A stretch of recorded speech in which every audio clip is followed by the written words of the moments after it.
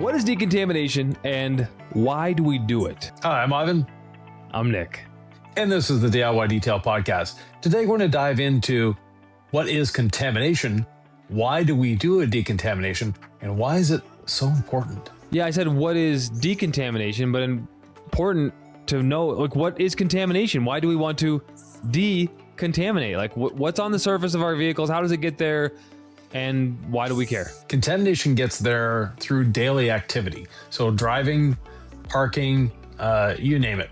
Contamination is something that when you wash your car, and you should be washing your car on a regular basis. And if you're watching this channel and you're a subscriber, there's a good chance you're washing your car on a regular basis. And if you're not a subscriber, please take the moment to subscribe. Contamination accumulates from brake dust. It accumulates from exhaust from diesels. It accumulates from trees. It accumulates from, you name it, in the air, on the roads, attacking your paint. And there's one that we talk about frequently on this channel that not many people talk about, and that's mineral contamination. And mineral contamination comes from, in the winter, salt on the roads, but in the summer as well. If you have a concrete road, it's always leaching minerals when it gets wet. When it gets wet, you're driving over the concrete road or asphalt. That slurry or that, the air swirling around your wheels and tires and down the side of the vehicle, that contains minerals. So very important part of decontamination is mineral contamination, but there's all sorts of contamination and all sorts of things we need to remove from the paint through decontamination. Okay, so there's a car wash. Does that remove it when I wash my car? So a car wash removes dirt, but not embedded contamination. And the word embedded is very important. It gets embedded into our paint because sometimes it's hot. Sometimes, the dust can be dark on even a light colored paint. What happens is it warms up in the sun. Your clear coat is a plastic, and as it heats up, it gets soft. So those hotter contaminants can actually dive in and attack and hold on or be held in by your clear coat. Where does contamination come from? I know we talked about it briefly, but I want to talk about how we get rid of it. I also want to talk about, where does it come from? What if I'm the best steward possible of my vehicle? Can I prevent contamination by just washing the car? No, unfortunately, the only way to prevent contamination is put your car in a bubble and leave it there and make sure the air is filtered. That's about the only way to prevent contamination. Even someone who washes their car every day will eventually get an accumulation of contamination on the vehicle. So contamination, you mentioned mineral deposits. Is that the main source of contamination? There's many sources. First of all, your own brakes are a good source of contamination. It could be tree sap. It could be where you park. You could be close to a factory that's emitting stuff into the air. You could be working on a farm, and just the dust that's on the vehicle all day long on a gravel road, eventually that works its way into the paint, and it can't be removed through washing. So let's talk about what to do to remove these above surface contaminants, Ivan. A lot of people out there know how to decontaminate. A lot of people are learning for the first time. Yeah. First thing is wash your car. And the more often you wash your car, the less quickly contamination will accumulate. So again, wash your car. And if your car got very dirty for some reason, please wash it. We have a lot of smoke in the air these days from forest fires from all over Northwest in Canada. I heard some in Wisconsin as well. That ash and, that brown air that we're breathing that they tell us to stay inside, well, put your car inside too.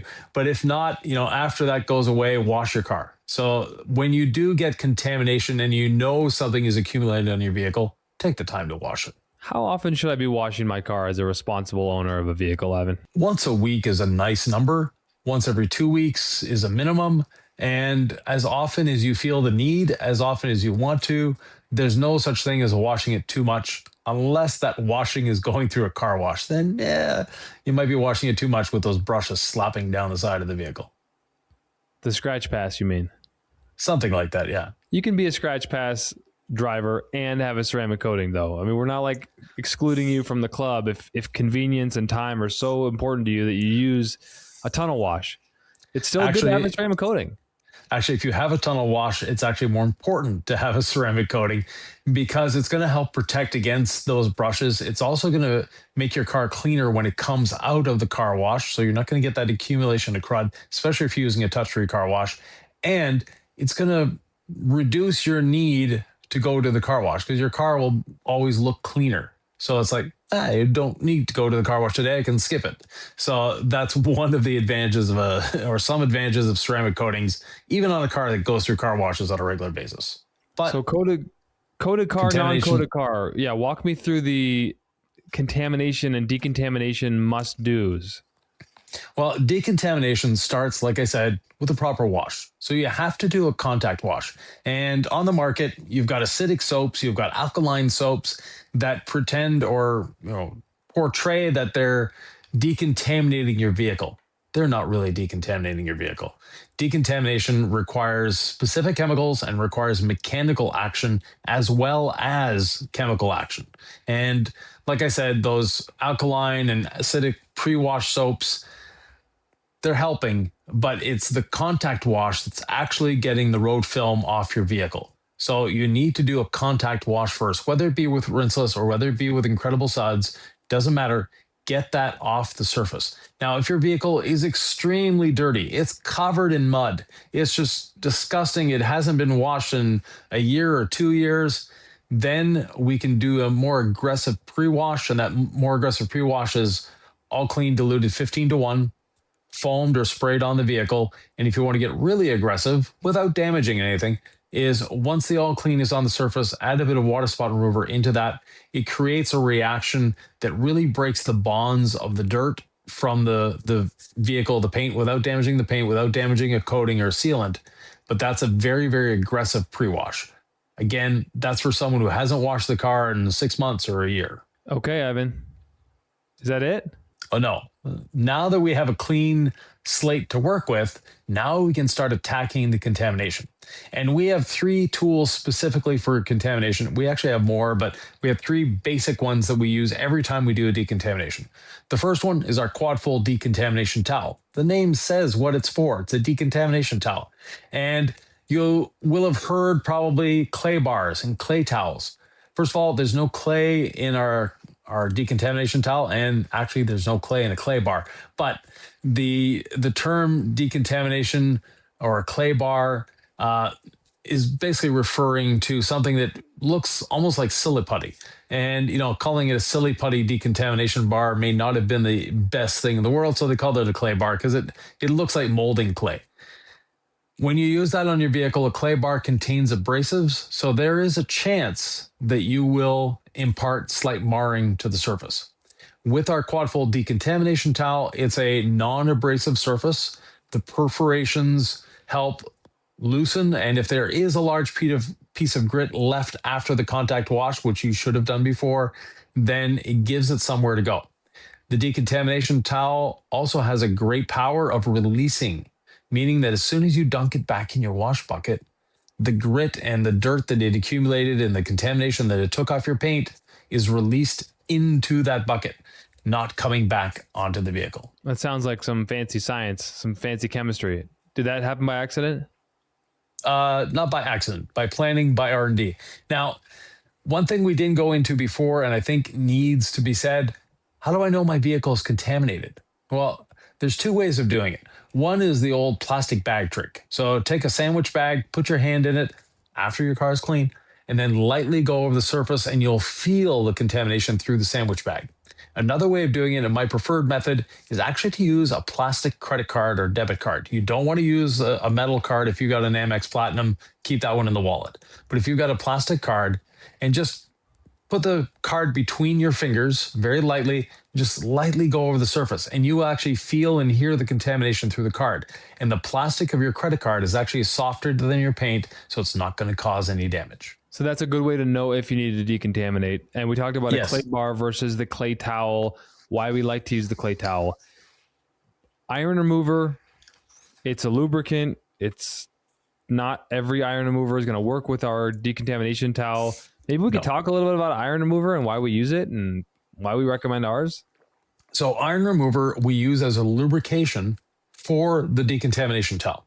in conjunction with either the soap that was left on the vehicle after the contact wash or the rinseless wash left on the vehicle. So we're combining the two on the surface. And the iron remover, traditionally in the industry, people have just taken the bottle and sprayed it everywhere. And it looks wonderful because it looks like your car is bleeding. If you have a light colored car, you saw these little red streaks coming down. Looks spectacular. It's doing nothing other than the visuals are very little. Iron remover, the name iron remover is not really representative. Just like the clay bar, there's no clay in it. Iron remover actually doesn't remove iron. Iron remover removes rust or the rust stains on your paint caused by the iron. And the iron comes from your brakes. And if you're saying, well, I have an EV, I never touched the brake pedal, fine. The cars around you are touching their brake pedals. You're getting iron contamination on your vehicle. If you park near a rail yard, same thing, or a railway line, you are going to get metal contamination on your vehicle. Now, that metal contamination, it's a hot piece of metal that comes off of the brakes and just embeds itself into your clear coat. And you can spray iron remover for days on a vehicle, and every time you spray it, rinse it, dry it even, spray it again, you're still going to get that red streaking. You need to first use the decontamination towel with the iron remover. This will do two things for you.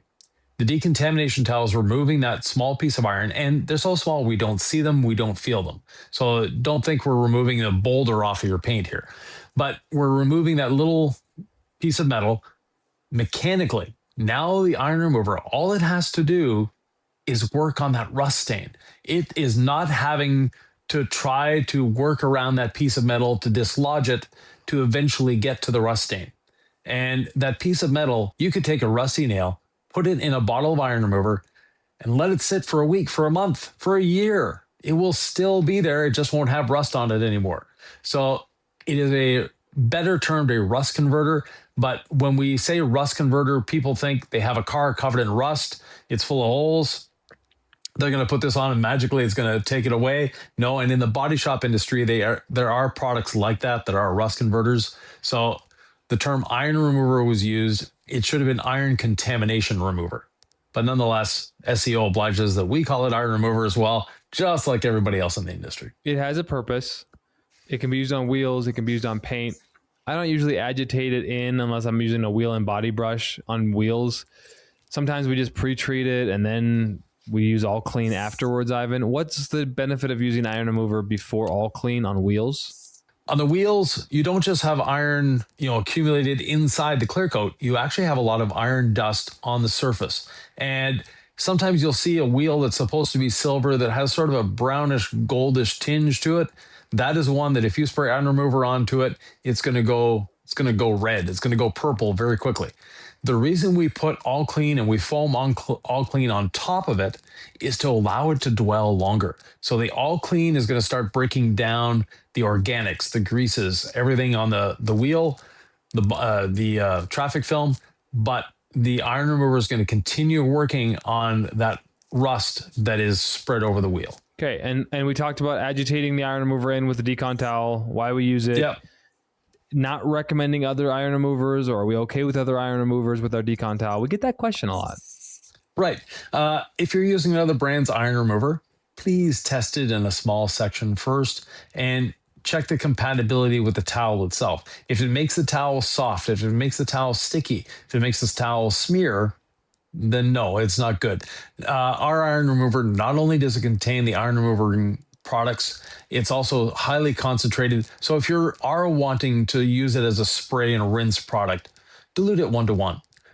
It's that strong. But with our decontamination towel, the iron remover has a lot of surfactants in it as well. And those surfactants help in lubrication, but they also help in cleaning and, again, breaking away the bond between that piece of metal and your clear coat. Let's talk about water spot remover, the mineral cleanse stage of decontamination, because people sometimes think the clay towel and the iron remover is enough. It's a great start. And by the way, between the two, a rinse needs to happen. So you need to rinse away the iron remover on the surface. And our iron remover, another thing, if it dries on the surface, not a big deal. So if you're working outside in the sun, you're a mobile detailer, you're at home in your driveway, you don't have a garage, don't worry about it. If it dries in the sun, it will just cleanly and easily rinse away. Something we stressed that we wanted when we were developing it. That was one of our, our lines of this is what we need out of it. One of them is it can be used in the sun, not an issue. Let it dry in the car. We actually did a filming session a little while ago where the first day of the filming session, we sprayed iron remover on Nick's rental car. And it was 7 or 8 days later when we actually washed it and came right off. So not a big deal. R&D, Ivan says. Exactly. So water spot remover, AKA mineral cleanse. And again, water spot remover is one of these things we inherited from the industry. If you have water spots on your car, there's a good chance it's going to remove them. If you have water spots on your car, there's a good chance water spot remover will remove them, but it won't remove the etching caused by the water spots. So it's actually removing the minerals. And our friend Rick from Rag Garage is the one that coined the term mineral cleanse. So we'd like to thank him for that. It's just a great way of looking at it. And what you're doing is cleansing the minerals from your paint. If you're up north and they put salt on the roads, you know exactly what I'm talking about. In the spring, the sides of your vehicle, or if you're driving through the winter on a salty road, they get all white. Well, those are minerals that are attacking your clear coat. And in the spring, you finally get to wash your car in the driveway. The top of it beads and sheets like it's supposed to. The side is just a sticky mess of water that's not going anywhere. That's minerals that you don't see, you don't feel, but they're there and they're impeding the beating of the water. So water spot remover makes sense. I get it. Why do we use it every time we decontaminate? It's the final decontamination step. And by the way, trying to remove the minerals before washing, so as an acidic pre-wash soap, not going to do much. Trying to do them before the iron remover and the decontamination towel, again, you're not going to get to all the minerals because of that iron on top of it and because of those rust stains. So we need to do those steps first, rinse, and then when we apply the water spot remover or the mineral cleanse, it's actually actively breaking down the minerals, separating them from the surface, and we're going to rinse them away. But we always agitate as well. So take a rinseless dampened towel or soap dampened towel, whichever you're using to wash the car, wring it out till it's almost dry, and then lightly go over the surface. And we're not flipping the towel. This is something that as detailers, it's ingrained into us to flip the towel. We don't need to flip the towel at this point. So what we're doing is we're just spreading it or we're agitating it over the surface. That is going to dislodge those minerals. The mineral remover is lactic acid, so it's not going to damage plastics. It's not going to damage glass. It's not going to damage chrome. It's good for everything on the exterior of your vehicle. And you want to use it everywhere. Just like the iron remover, same thing. You want to use it on your plastics. You want to use it on your glass. You want to use it completely on the exterior of your vehicle. The water spot remover, again, if it dries on the surface, not a big deal. It'll rinse away. Don't worry about it.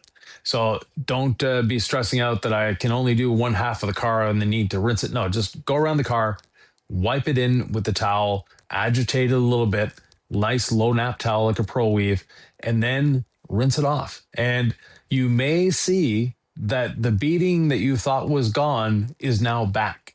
And that is because it was cloaked in minerals. And once we remove those minerals, we're exposing the good paint or the good coating or the good sealant again. It's really nice to have a lot of water spot remover around. I ran out recently and I realized I like to overuse that product, Ivan. I know you don't recommend overusing product, but it's fun to have it and just spray willy-nilly. So what's your strategy?